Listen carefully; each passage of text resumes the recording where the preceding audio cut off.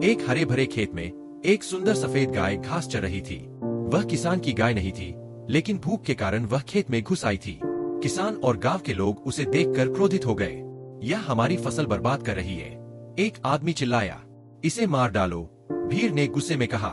किसी ने बंदूक उठा ली और निहत्थी मासूम गाय पर गोली चला दी। गोली की आवाज से आसमान कांप उठा और वह बेचारी गाय धरती पर गिर पड़ी।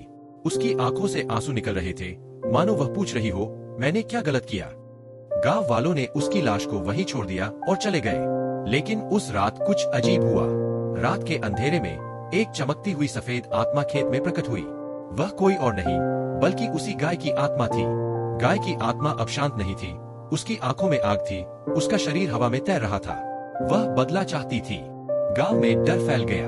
लोग अपने घरों से बाहर निकले, लेकिन चारों तरफ अंधकार और ठंडी हवा चल रही थी।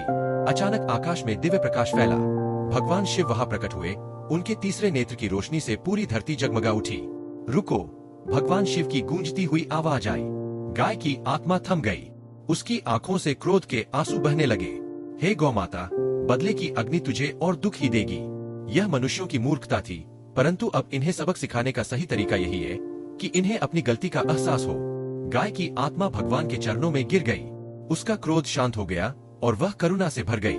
जब गांव वालों ने भगवान शिव को देखा तो वे भय और शर्म से कांपने लगे। हमसे बहुत बड़ी भूल हुई, एक वृद्ध बोला। हमने एक निर्दोष प्राणी की हत्या कर दी। गांव वाले रोने लगे। गांव के सभी लोग भगवान शिव और गाय की आत्मा के सामने झुक गए। उन्होंने पश्चाताप किया, क्षमा मांगी और प्रतिज्ञा की कि वे अब कभी किसी निर्दोष प्राणी को कष्ट नहीं देंगे।